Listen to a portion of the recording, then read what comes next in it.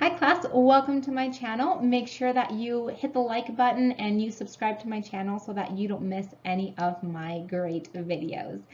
Emma, I did that just for you. I hope that you are just so happy, and I'm probably never doing that again, so I hope you really savored that moment. Anyway, today we're going to talk about chapter 12.1, Egypt invades Nubia, from the Story of the World. In this video, we're going to review chapter 12, talk about the first intermediate period and the Middle Kingdom of Egypt. So we're going to start with your chapter 12 review.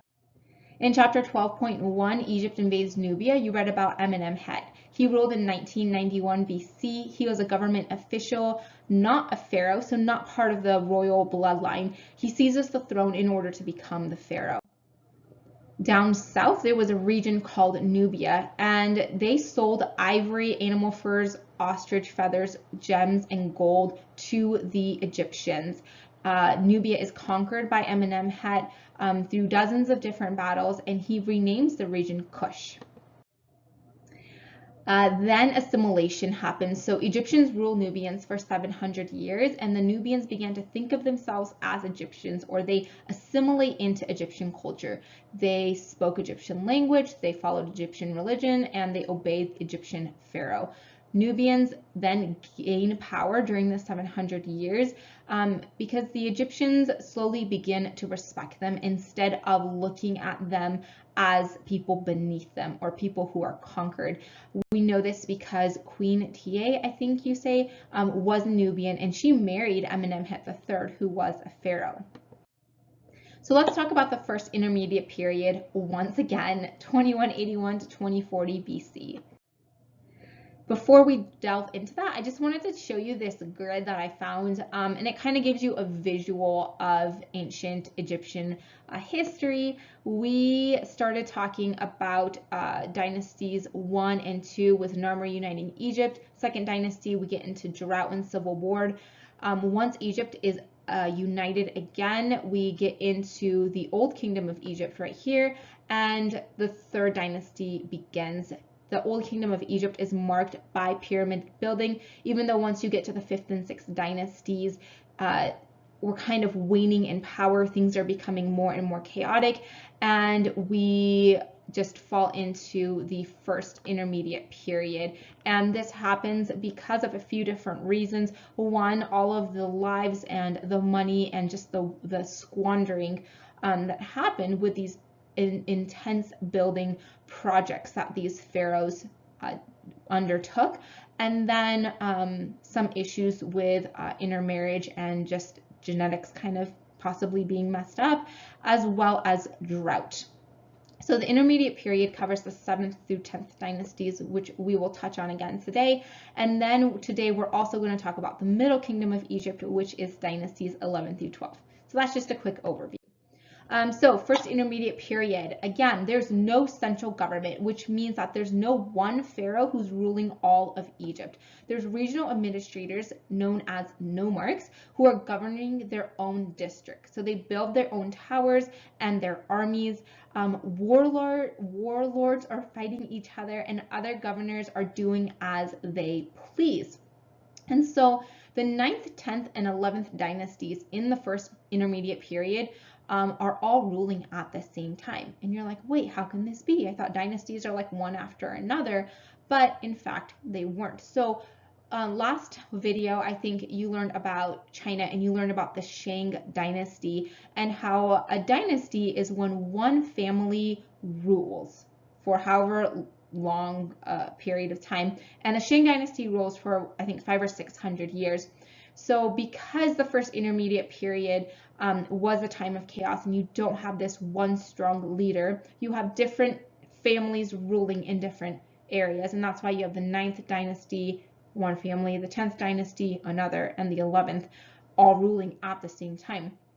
The Nile is not flooding, there is famine happening, and we've studied this before. When the Nile doesn't flood, when drought happens, chaos tends to break out in Egypt, like during the 2nd dynasty. So two kingdoms kind of developed during this time. One is in a place which I can't pronounce, Hierakonpolis, and the other is in Thebes, which is in Upper Egypt.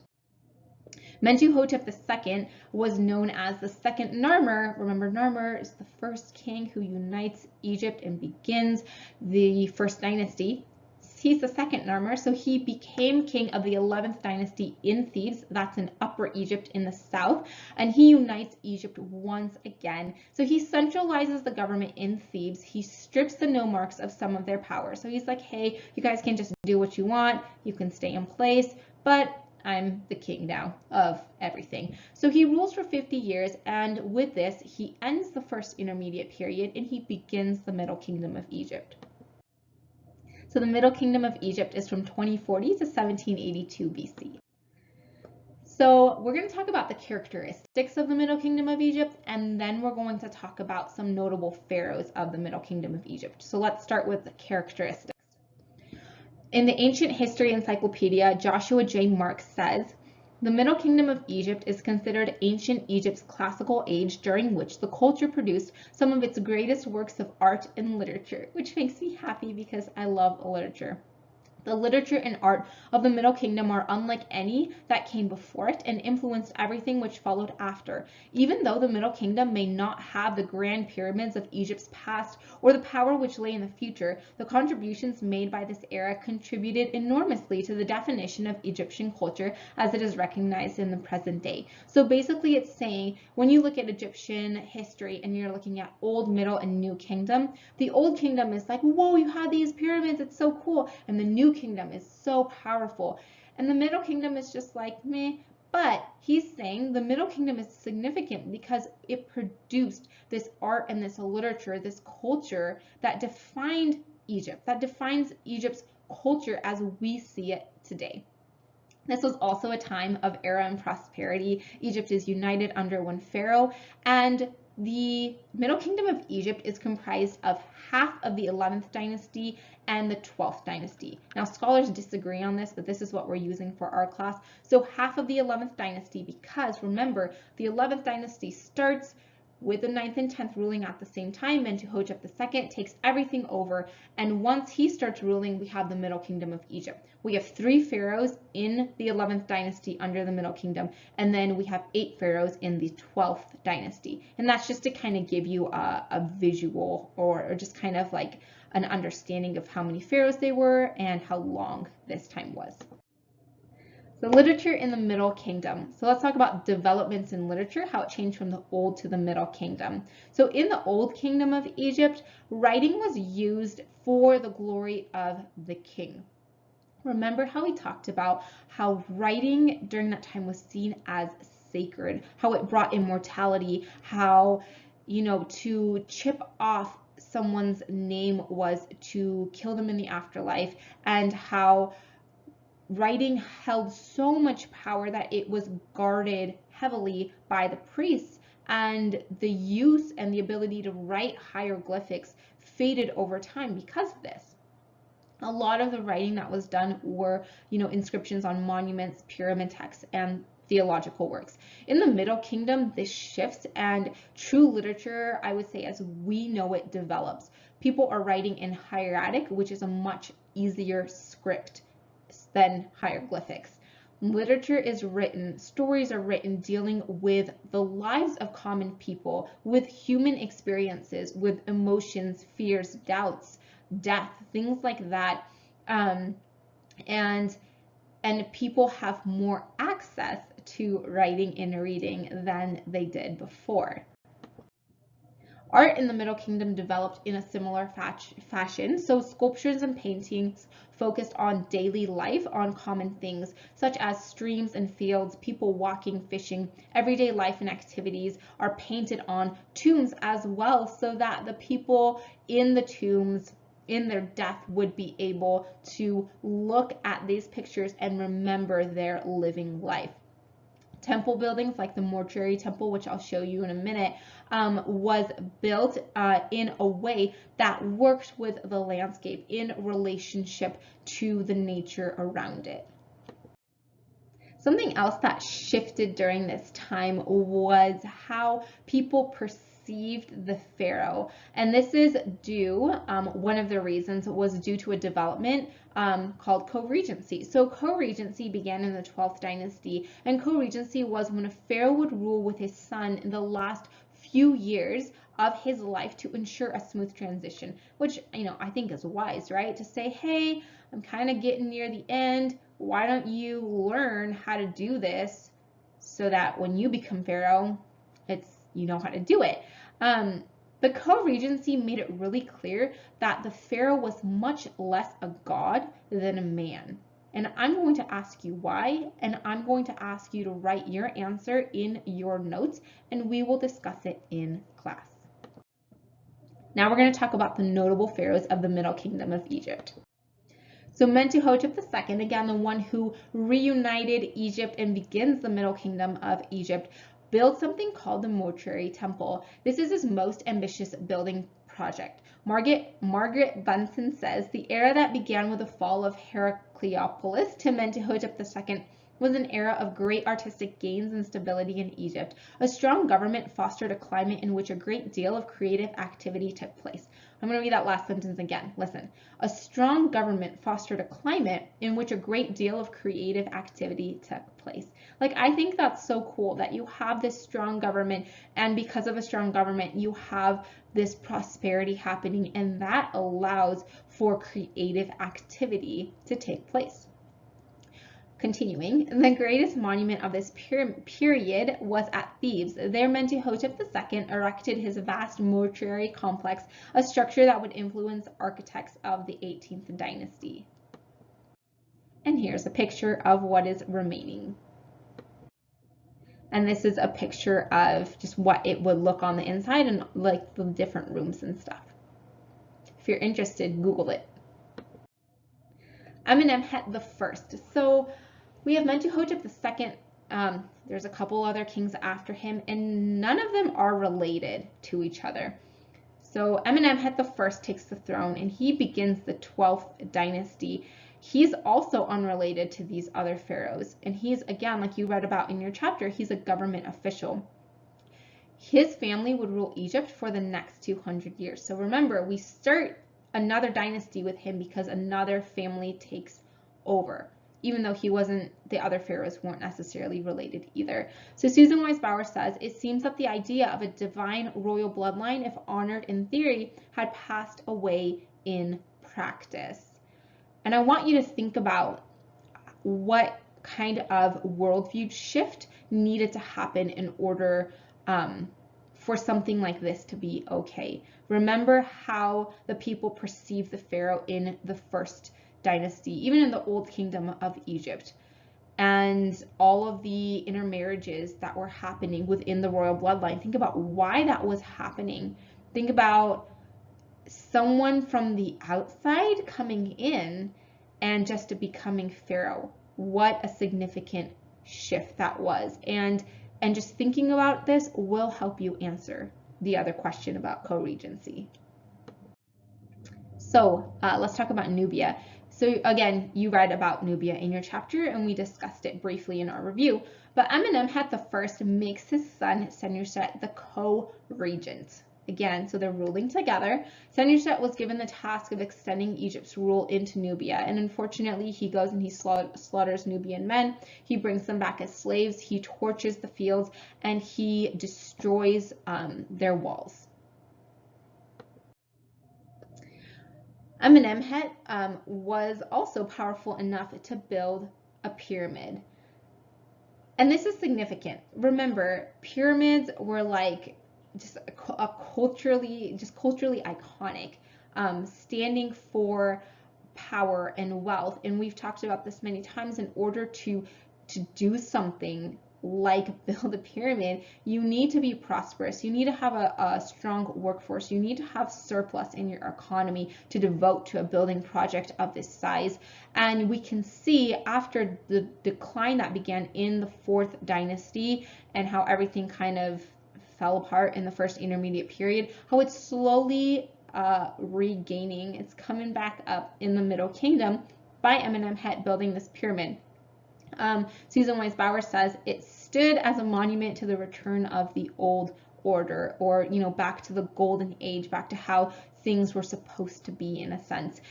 The pyramid is small, and as you can see, the construction was poor, so not much of it remains to see today, but just the ability to build this pyramid shows significant progress in rebuilding Egypt's economy. And then he was assassinated. So Amenemhet is murdered, and his son Senurset rushes back from the south, where he was, because his dad sent him there. And then he writes this story about his father from his father's perspective, which I think is kind of weird, but this is how it goes. I awoke fighting, the dead Amenemhet says, and I found that it was an attack of the bodyguard. If I had quickly taken weapons in my hand, I would have made the wretches retreat. But there is none mighty in the night, none who can fight alone. My injury happened while I was without you, my son. And Senurset says he has this dream of his dead father telling him this or something like that. But I personally think, this is just a personal opinion, that this is a little bit strange. If I was someone who believed in conspiracy theories, I'd be like, were you really in the South? Like, did you really just write this because you had a dream, or did you have something to do with this because you wanted to be the pharaoh and you wanted to clear like your innocence? I don't know. That's just like, that was the first thought that popped into my head. I'm probably very wrong. But anyway, continuing. So the Tale of Sinuhe. So Amenemhet's death and his son's succession are the inspiration to the Tale of Sinuhe. The Tale of Sinuhe is considered by some to be ancient Egypt's finest literary work. It explores themes of providence and mercy, and the anonymous author is called the Egyptian Shakespeare. Some of the ideas in this tale parallel biblical texts, and we know it was really popular because many fragments of it remain. So the story of Sinuhe is about a government official who hears about the assassination plot and he flees to Canaan. Remember, Canaan is where Abraham went after he leaves Ur. He becomes the son-in-law to a chief in Canaan, and his own sons become chiefs as well. He helps fight rebellious tribes on behalf of his father-in-law, but he longs to be home, so he prays that he can go back to Egypt, and his prayer goes, "May God pity me, may he hearken to the prayer of one far away, may the king have mercy on me, may I be conducted to the city of eternity." And then he receives an invitation home from Senurset I, and he is so moved. He's so just so happy that he gets to return back to his home. He is pardoned. He lives out the rest of his life in royal favor, and he's buried in a beautiful tomb. And again, this tale has themes of providence and mercy weaved into it. And this is it. I think this is at the British Museum, and this Tale of Sinuhe written in hieratic. Senurset I, again, is that son. So Amenemhet I is murdered. His son Senurset takes over. He also conducts huge building projects, and he builds the temple to Amun at Karnak, and this initiated the building complex at Karnak.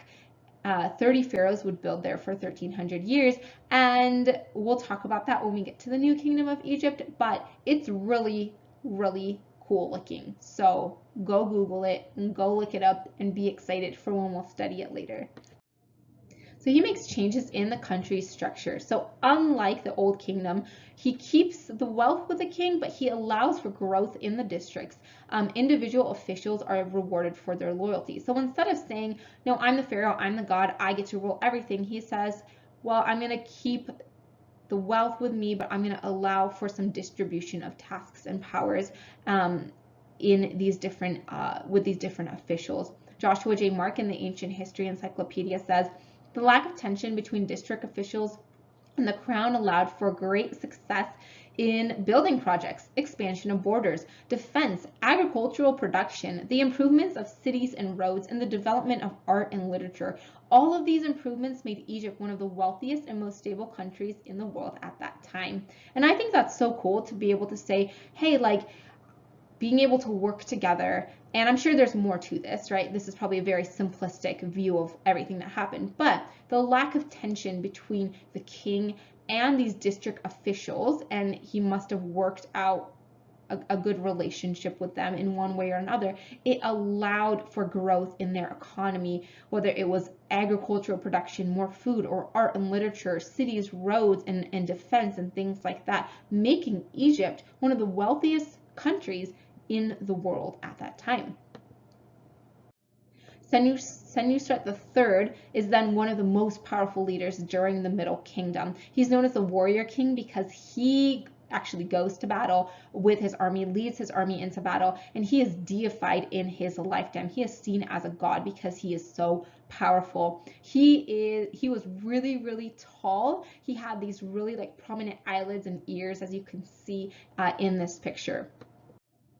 Senurset III campaigns into Nubia a lot. He expands Egypt's borders and he builds more forts in Nubia than any other pharaoh. So these forts are military fortresses.